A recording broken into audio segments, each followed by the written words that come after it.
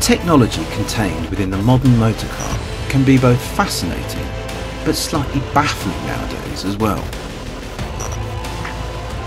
Most of such technology exists to make our cars safer, more efficient and just better than ever to drive.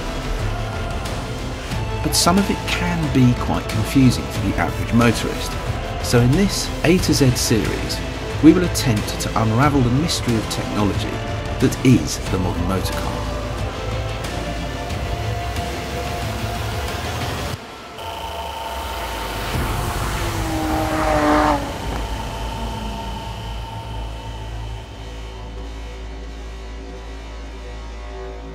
This week the letter D. D is for diesel. Diesel engines work by fuel being injected into a cylinder's combustion chamber and then compressing the air that results to such a degree that it causes a small explosion within the cylinder and thus propulsion. Whereas in a petrol engine, a spark plug is required to ignite the fuel, but in a diesel, only the act of compressing the air itself within the cylinder is needed to create energy.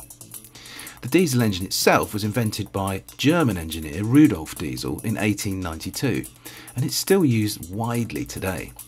Jaguar Land Rover's diesel engines are highly sophisticated, use turbochargers and are known internally as Ingenium, and although they're much more efficient than those of yesteryear, they still employ the same fundamental principles of ignition as those invented by Rudolf Diesel.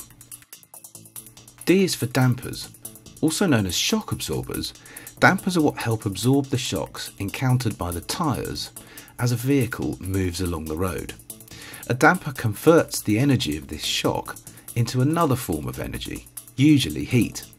Most dampers work hydraulically, but some use air, as in the Range Rover, or electronics, as in most of high-end vehicles, and this is to aid the speed and style of response to that initial shock. D is for dynamic drive. The more sporting Jaguar Land Rovers all come with dynamic drive as standard, and this enables a driver to alter a car's dynamic personality on the move electronically. Dynamic drive achieves this by altering the mapping for the throttle and gearbox when on the move, changing the weight and feel of the steering, the severity of response from the electronic stability program, the speed and severity of response from the rear differential, and, most vitally of all, the stiffness of the dampers. In all-wheel drive Jaguars, such as the F-Type SVR, dynamic drive also alters the delivery of the four-wheel drive system to make the car feel either more or less like a rear drive car, depending on whatever a driver wants. Ultimately, dynamic drive enables a driver to tune their car in a way that, 20 years ago, would have required a complete change of car, rather than just the press of a button or two. D is for designers. The work of the car designer has become both harder and more simple in recent years. Harder because the emphasis on design has never been more keenly scrutinised than it is today. If a car looks great but drives moderately, it will more than likely succeed.